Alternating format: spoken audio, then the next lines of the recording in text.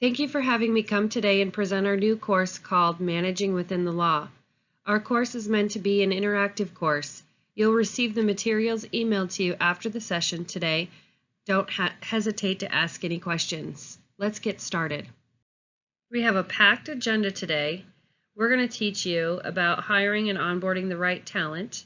Leading and managing are some best practice guidance there. We'll talk about performance management and corrective actions, how to prevent harassment before it even starts, and employee accommodation requests. Let's start learning about hiring and onboarding the right talent. When it comes to hiring talent from outside and within our organization, we need to be aware of some do's and don'ts to ensure that we're not stepping outside of the laws. Today, we're going to cover advertising, recruiting, interviewing, job assessments, and promotions. When it comes to hiring and onboarding talent, at a very high level, you should know that it's illegal for an employer to discriminate against a job applicant because his or her race, color, religion, sex, national origin, age, disability, or genetic information. You should ensure to memorize these protected areas and be aware of them throughout the entire recruiting, advertising, and hiring processes. When it comes to advertising, for a job within our company, please ensure you're not showing preference or discouraging anyone from applying. It's recommended that you use only our standard sites, Monster and Indeed, for example, and our standard job description templates that are developed. Don't stray away from our approved advertising methods without contacting HR for approval. Also, don't change your company-approved job descriptions without HR approval as well. If someone brings in an application to you whom you think will maybe not be a good fit for the role, it's a best practice just to accept it. Never refuse employment applications. It's important that you also take our recruiting and hiring course in order for you to understand how to adequately apply this with regard to our interview process specifically. There are specific interview questions and interview training that you should go through as a new manager within our organization to ensure that you're staying within the law. We're just covering the basics today. As part of good hiring practices, it's important that you're not making a hiring decision based on assumptions or stereotypes within the protected classes like race or gender.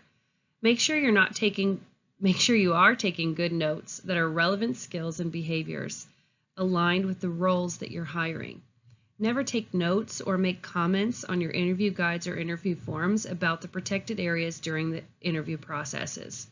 There are specific rules about testing at hiring, so please don't invent any testing yourself. Reach out to HR if you think you want a screening process or a testing prior to interviewing. The law does not only cover the hiring of new employees from outside the organization, but it also making changes from within your existing teams. You need to be aware of your decision making. Make sure that you're not discriminating against one of these protected areas like race or gender or national origin when you're making decisions about a new project or assigning people to new assignments. This also applies when you're making decisions regarding promotion.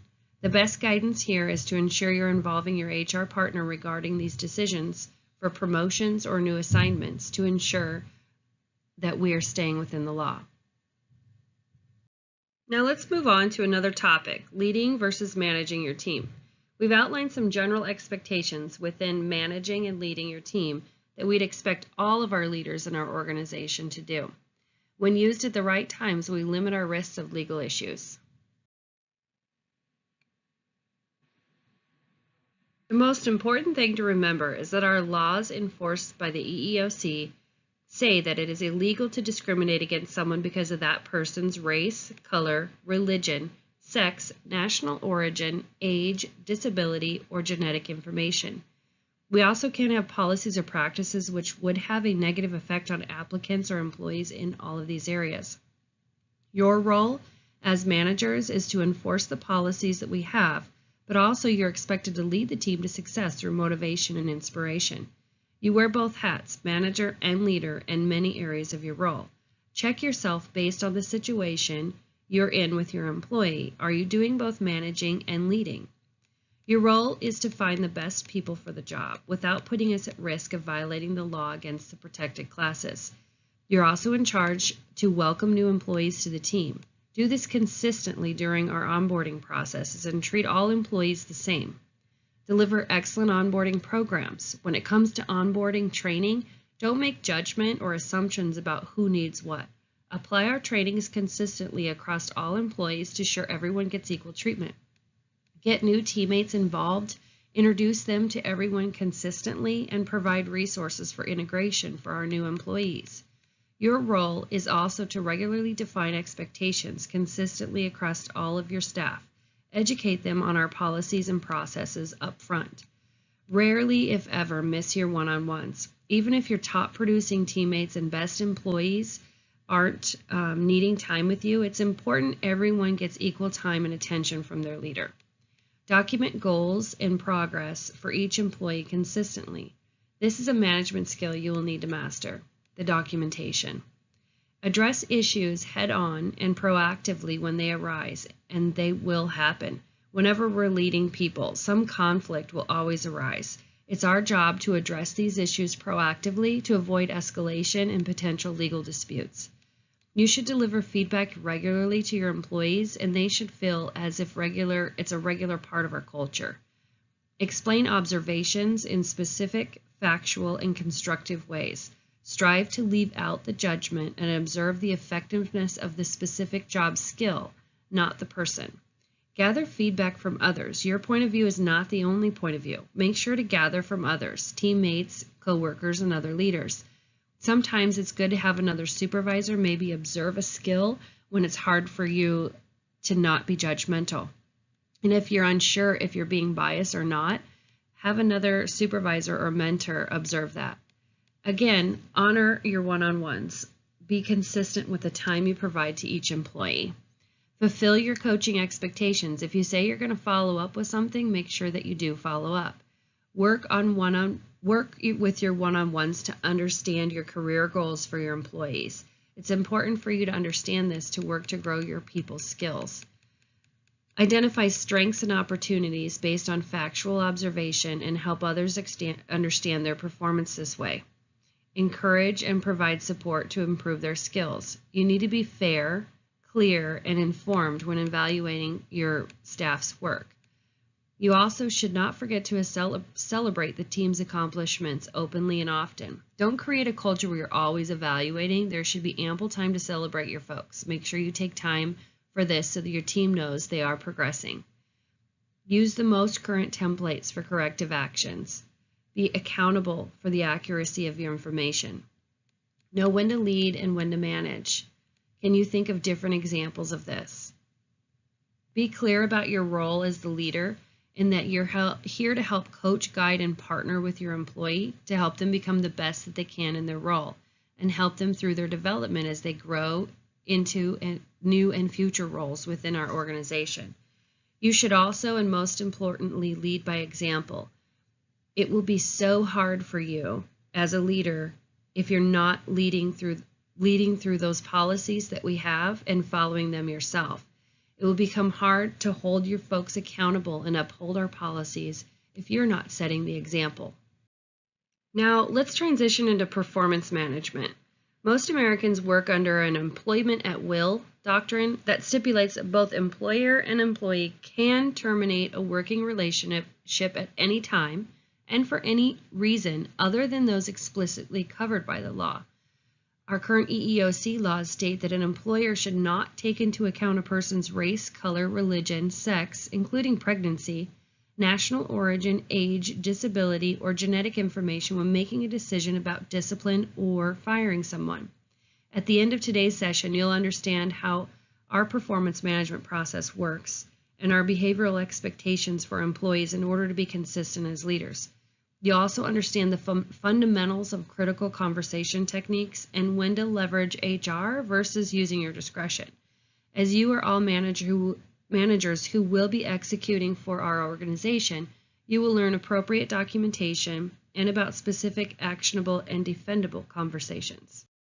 This is our internal process for performance management. It's expected for all employees to be applied equally across our entire organization.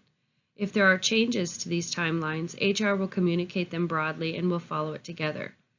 Now let's look at the timeline. In December, your employees are going to complete an end-of-year self-assessment of their own goals and their targets.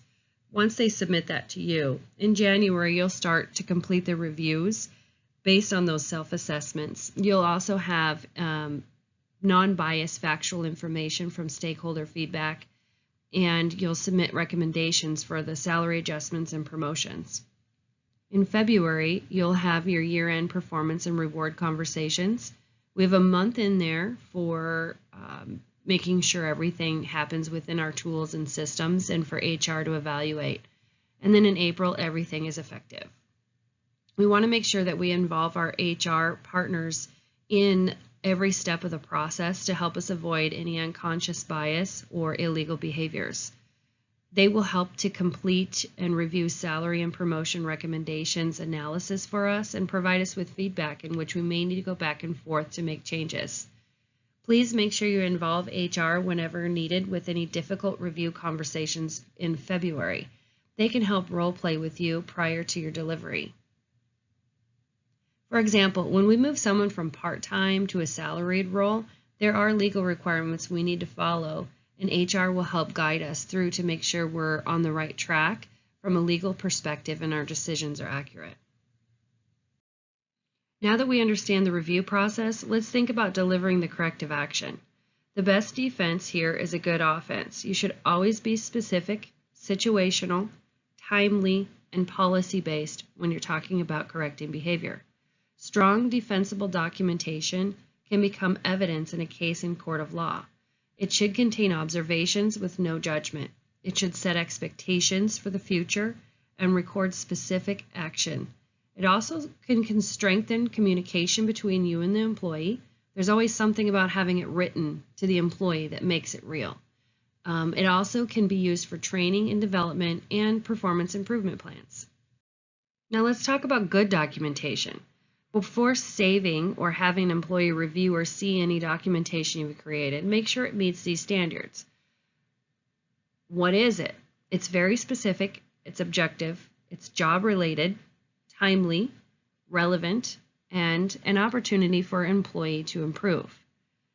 Elements of what it isn't, it's not opinion based, which means you can't write things like, it isn't a good fit, doesn't seem to care about their job. Well, they're just disliked by others. So you should not write those in the documentation. It also isn't judgment based. I just didn't like how it was handled. And be sure that you're not writing a novel. Ensure you're using the most recent HR templates that were developed for disciplinary action. Now that we have the documentation expectations reviewed, let's discuss the corrective action conversation that you'll be leading through. Please remember, the goal of the performance management is to manage somebody up, correct their behaviors, not to manage the employee out. These are all some best practices to help you through the conversation. You can also always leverage your HR representative to do a mock-up conversation prior to the meeting whenever needed so that you can be prepared. I still do these today even after 20 years in leadership. Let's go through the actual conversation a bit together. So do your homework, be prepared, think before you speak. Let's not jump into conclusions. Make sure you're listening to the employee first. Leave your emotions behind. What are you going to say and how are you going to say it? Bullet point those things down. That's part of doing your homework. Describe the gap. Explain the specific behavior that you want to address with that employee. What is the gap in expectations that you have? Make it easy for them. Describe the change that you want to see in the other person. What does it look like? How can you make it easy for their change? Make sure you ask them, how can you help them? What is needed from you to help them change? Make it motivating for them. Explain the upside to the behavior change. What happens if they do change? What is the benefit for the organization if they change? And what is the benefit for them personally if they make this change? Most importantly, as a manager, you need to own the message and get yourself into a space where you're comfortable owning the message yourself as a leader. You should never blame our policies or your manager made you do it, for example. You need to own the message of the difficult conversation and corrective action that you're having. So what's the worst that can happen with your conversation? Try to anticipate what you will be dealing with based on your interactions with this particular employee and how bad could it really go. If during the meeting your employee gets emotional and starts crying or claims discipline or retaliation, maybe they claim discipline is because of their protected status, or they just refuse to sign the document altogether. How do you think you should handle it? I'm here to tell you it's okay to stop the conversation if you need to. Take your notes and consult with HR and legal accordingly. We can't control how employees react to disciplinary action, but we can control ourselves and our behaviors. Here are a few things that could happen during the meeting and after the meeting. During the meeting, somebody could get emotional. What if? Give them a Kleenex, be empathetic, and help them get through the situation. You may have to, after the conversation, let them go home for the day, for example, so they can gather themselves in understanding how their behaviors were. What if an employee says they refuse to sign the document? That's okay. They don't have to sign it. Just be sure to note on the document the time and date and that they refuse to sign it. That doesn't mean that the corrective action is not happening. It's still happening. They just didn't sign it.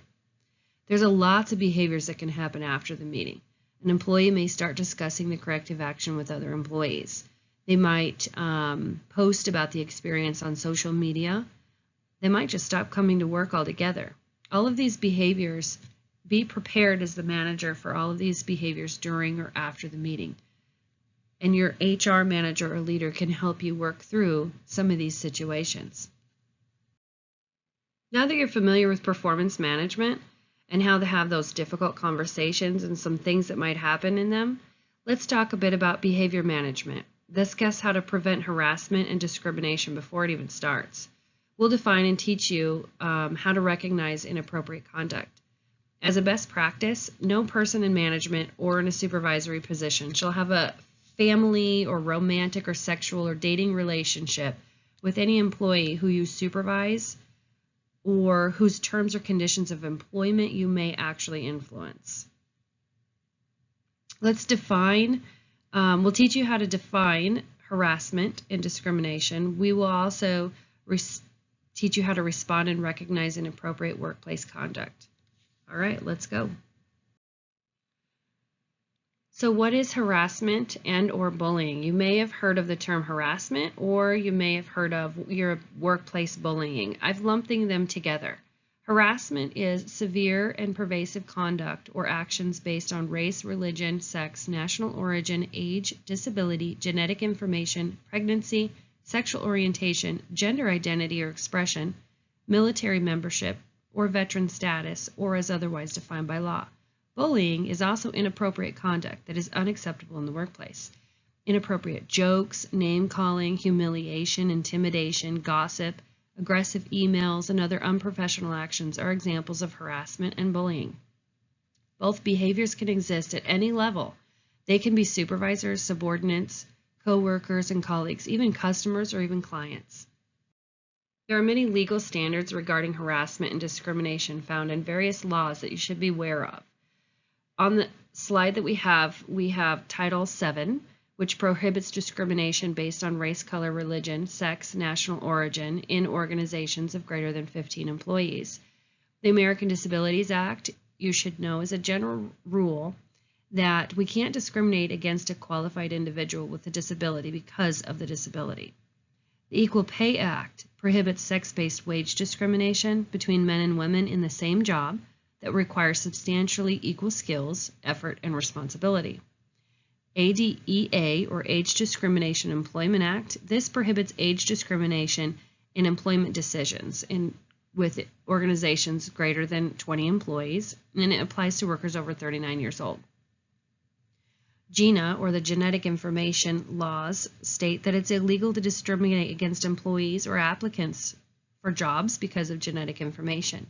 We also have state, local, and municipal laws that are something that we need to consider when making decisions as managers.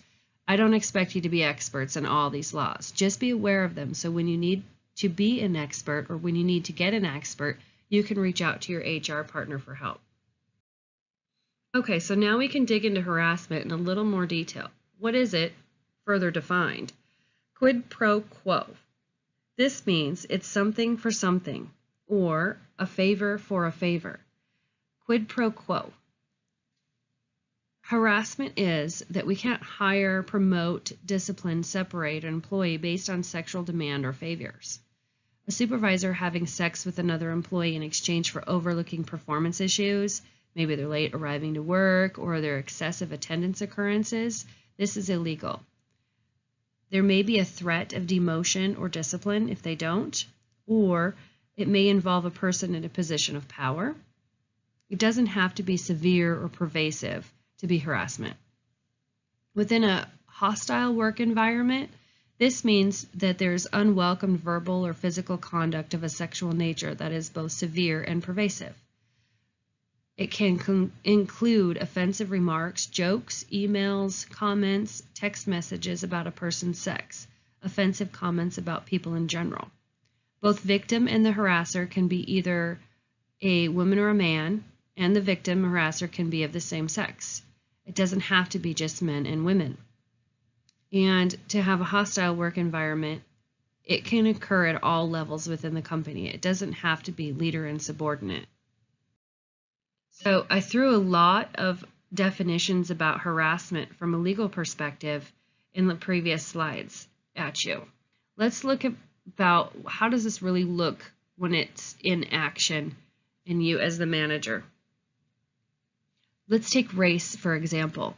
Race harassment regarding to race could come out as ethnic slurs or jokes about somebody else. It could be offensive or derogatory comments about somebody else. It could be verbal or physical conduct based on the employee's race or color.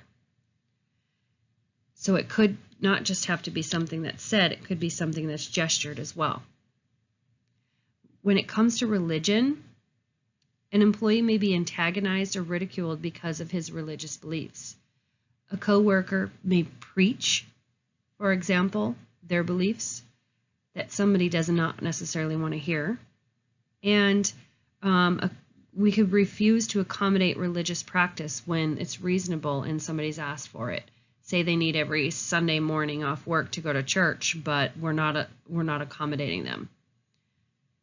When it comes to national origin, this is discrimination based on your birthplace, your ancestry, your culture, your linguistic characteristics common to a specific ethnic group, or slang terms that are being used.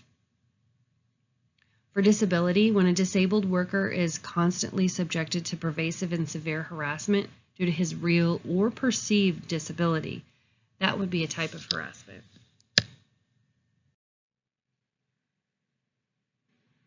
As the manager and leader of the team, harassment could come in many different forms: verbal, physical, or visual. I wanted to put together what you should watch out for. It doesn't just come from you to the employee, even though you should manage yourself appropriately. It can come between your employees. So what does it look like? This slide outlines 3 areas and specific behaviors that you should watch for. In the verbal space, watch for vulgar language directed at a racial or ethnic group. We should never have somebody repeatedly asking a coworker for a date. We should never turn work discussion into sexual conversations. And we should never tell sexual jokes based on protected class. From a physical perspective, somebody staring at someone too long can make them feel really uncomfortable. No touching, pinching, patting, grabbing, or massaging of any kind. Blocking someone's path, crowding, or following could also mean physical harassment and assault, which would be easy to identify. From a visual perspective, displaying suggestive or offensive materials in the work area, you should manage that appropriately between your teams. Also, sending emails or even text with inappropriate themes or messages relating to sex, age, ethnicity, age are unacceptable.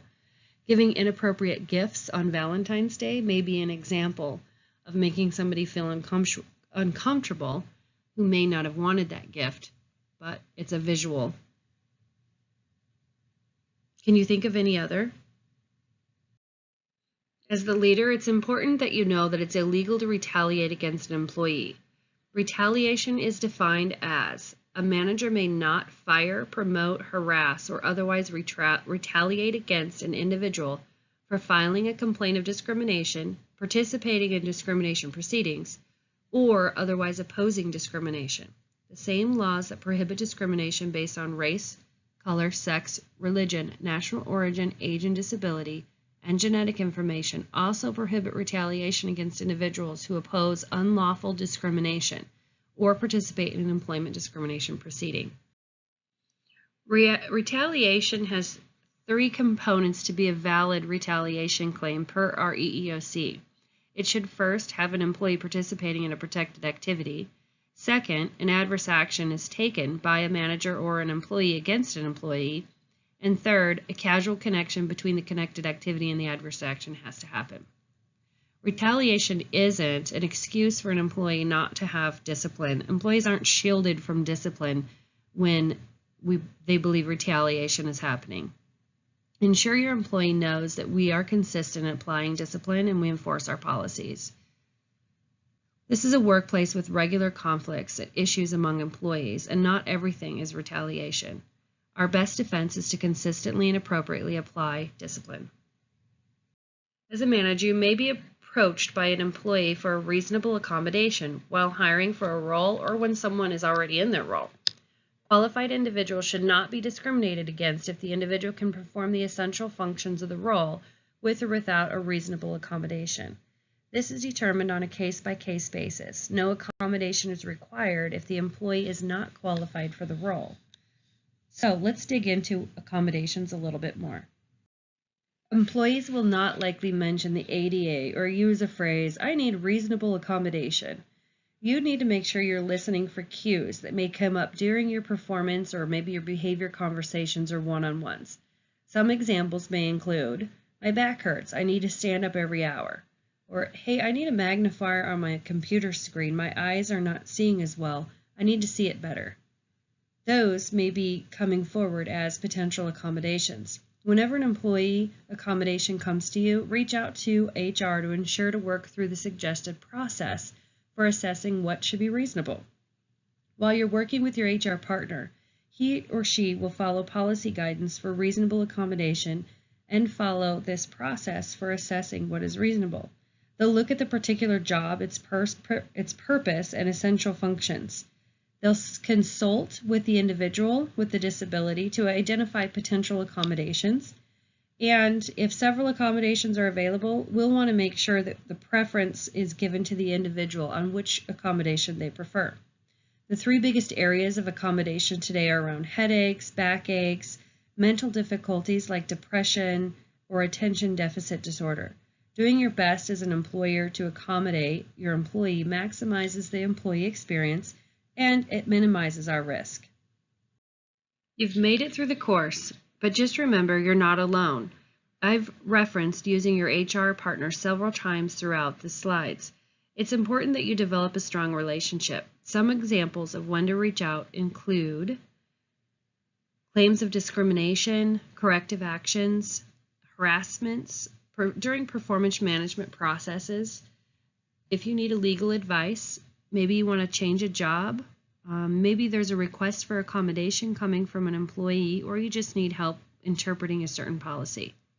Before you reach out to HR, please gather your appropriate documentation on the situation. Assess if this will be a surprise to the employee. Understand what you've done to set the expectations with the employee already. Do you have an idea or suggestion for HR on how do you want to resolve the issue? Are you recommending a disciplinary action, termination, or are you just wanting some coaching? Remember, you're not alone, and they're here to help you with guidance. Thank you for taking the time to attend our session today.